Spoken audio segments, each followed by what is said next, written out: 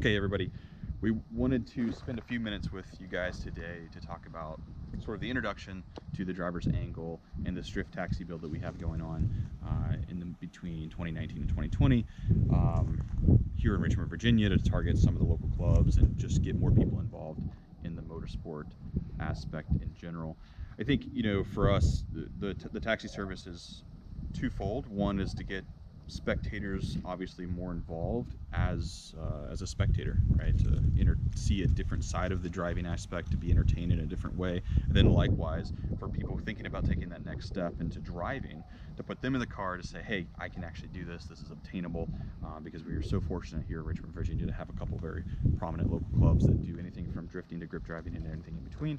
So we want to basically give everybody this opportunity. So what I thought we'd do is let's start a little bit on the history of how we landed to the car that we just chose. Number one, this is my wife's BMW M3. In about 2012, we bought a not so reliable vehicle. It was a Ford AmeriCore, you know, the famous 2.3 turbo Pinto motor, right? And it was an interesting car. We've had it for a number of years, but during that car's lifetime, we got the opportunity to drive a friend of ours, their BMW. It was an E36 M3 in black, not white. And you know, my wife Mindy really took to it, right? We found out how not only reliable these cars can be, but obviously the performance characteristics that go along with it. So that kind of started us down this, you know, BMW road, so to speak. And we bought this car in Williamsburg, Virginia for $3,100, you know, figuring if the motor didn't hold up or anything didn't hold up, we're not really going to be out that much money. It was our first BMW. We really had no experience with them before. And to tell you the truth, we went through, it was a black car at that time that had been resprayed, and we put a tremendous amount of time into taking the paint off and bringing it back down to the original blue, and then obviously painting it the color that you see here with a friend of ours as well.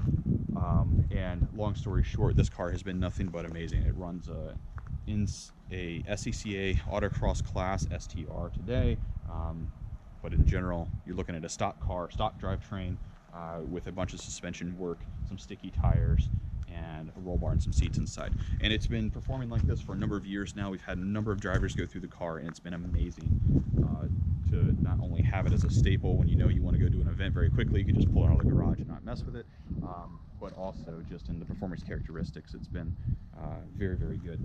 So when this evolved, we spent a couple years with the car, and it's been developed a little bit, and then, you know, we sold the AmeriCore, we sold some other vehicles we had, and we started looking at the next venue and the next type of motorsport we wanted to get into, which at that time was rallycross.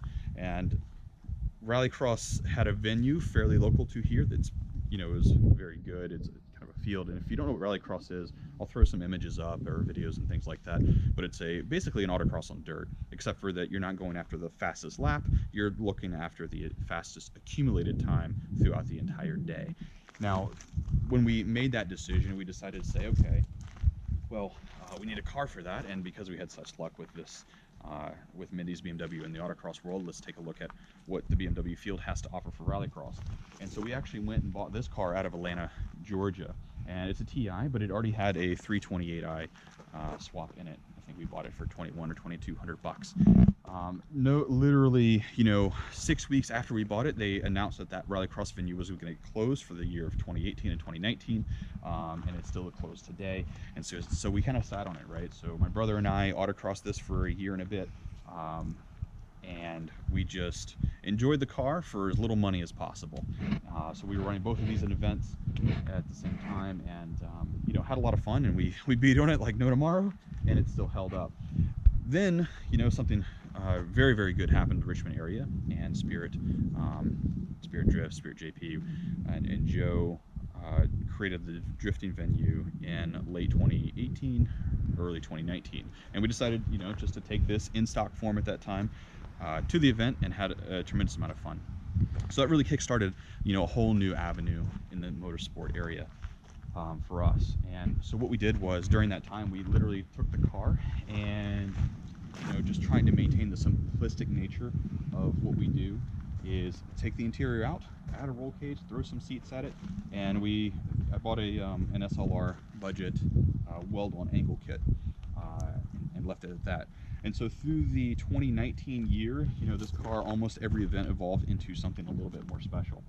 We'll have more about these two cars later if you guys would like to see it, but the point of this is to kind of lead us into where we are going next, right? So for 2020, we really wanted to focus on the spectator experience and getting more and more drivers to participate in these types of events and whatnot. So originally we had this taxi idea earlier in the year, and we said, okay, what vehicles would be very good at this? And we're looking for something typically like both of these cars, naturally aspirated. We thought about something that it could easily fit 4 people inside, because if a taxi only holds 2, it's kind of missing the point of a taxi, and things like that. Ultimately, I thought I had made the right decision in a E39 540. They had close to M5 performance up to a certain RPM range, right? 280 wheel horsepower, which should be enough for a short course. And I was looking pretty hard for those cars. And in talking with a couple other folks and looking at the future and what the aftermarket scene is doing, we ultimately just settled on an E90 chassis. And the E90 chassis has a couple different motor variations, and we probably picked the most complicated one of them all, which is the 335i. The nice part is they make good horsepower from the factory, right? So we'll get into a little bit of the way we're treating the car from a stock perspective to maintain the reliability like these two, but also from a chassis perspective, it almost has the same amount of room as the 540. It let's see, it obviously has a steering rack and not a steering box, which is a big improvement over the 540 idea, as well as the car makes about 300 and maybe 320, 330 stock on stock boost levels, and can easily be modified to go much higher than that. So we felt like for larger courses and things of that nature that the 335 would be an option. So we started looking for these. I looked at Facebook marketplaces and Craigslist and things like that, thinking about a arrive and drive. And typically a 335 of this generation is about a $6,000 or $7,000 investment if it's like fairly well maintained and you can have some history to it, which was way more than we could ever afford to put in a car, knowing that we're still going to have a lot of the routine upkeep maintenance items as well as the aftermarket components as well. So with that being said, randomly one day we found this car posted for $2,000 in Fredericksburg, Virginia, which is right up the road from us. It's an opportunity, we couldn't miss it. So we quickly grabbed the trailer, grabbed some cash, met the guy, and basically what had happened was the guy was using this as a commuter car from Fredericksburg to DC. They have some maintenance items that need to be upkept, and one of those is oil leaks, right? So if you know BMWs, they all leak oil. The oil leaks in this car are fairly significant and fairly bad. They were deteriorating the serpentine belt system and just popping belts left and right. And he finally just got tired of it and wanted to move on to something else, which was really good for us.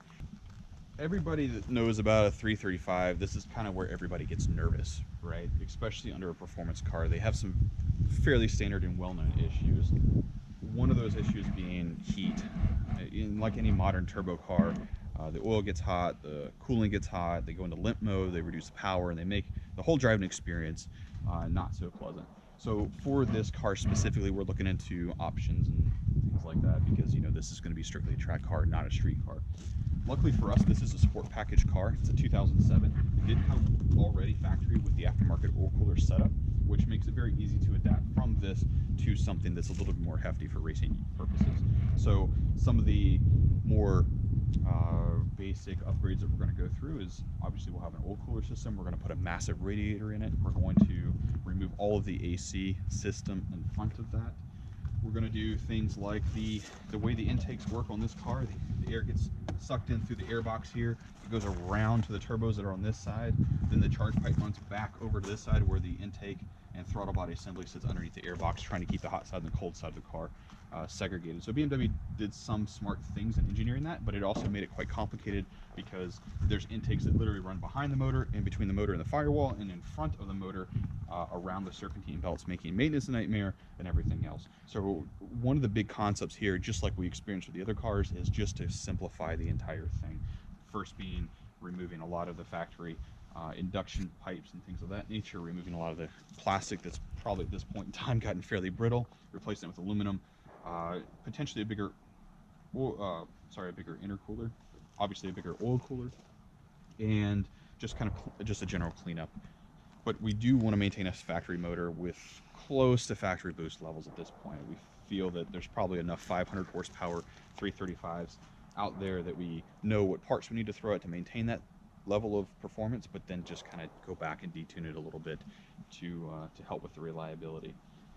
This isn't a seat time car like the black car, right? The 318 is strictly a seat time car. You can hot lap that thing through a set of tires if you need to, if you just watch some of the water temps closely. This car here is to run 3-4 good laps, do a cool down, come in, swap people, you know, move the next group of folks in the car and continue on, right? So it's not designed to be a seat time car, but it does need to be powerful enough to move roughly 4,000 pounds, which kind of gets us to the power levels that we're targeting. And it's very easy for me to say, hey, we're going to make 400 horsepower, and it end up being 350 or something like that. But if you were to look at the power to weight ratios, knowing this is roughly a 33 to 3,400 pound car as it sits today, if you load that full of people, we're looking at 4,000 pounds once we strip the interior, remove the sunroof, and add a roll cage. So if it's 4,000 pounds, and if I can, you know, squeeze out 400 horsepower and keep that reliable, that's a, you know, 10-to-1 ratio car, which in my mind, that's a fairly fast vehicle. Not screaming by any means, obviously room for improvement from there, but I'm hoping the 10-to-1 ratio is going to work out good for us. Along with that, I want to start getting into folks that we're partnering with, folks that we're working with on the taxi build in general, and making sure that we show our appreciation. So number one, Stage Wheels has been phenomenal. They've got new designs coming out for 2020, which we hope to really accommodate as well.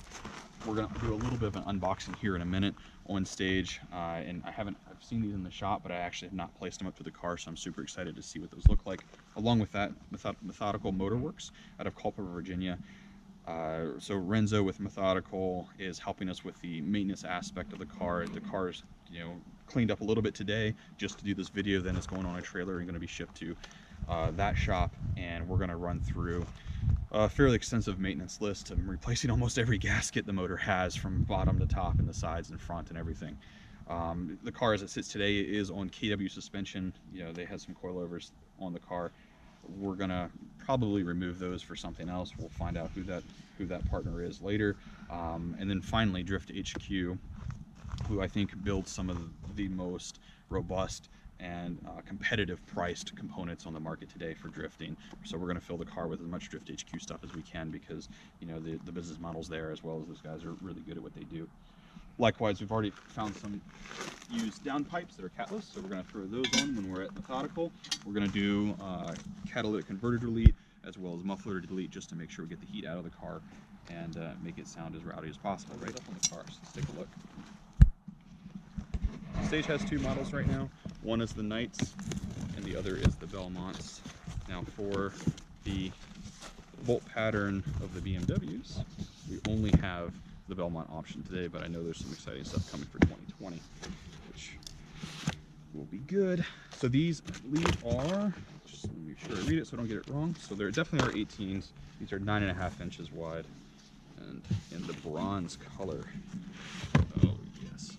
So wow, these are super light and obviously very wide. I think we're going to run a 245 40/18 on the taxi car.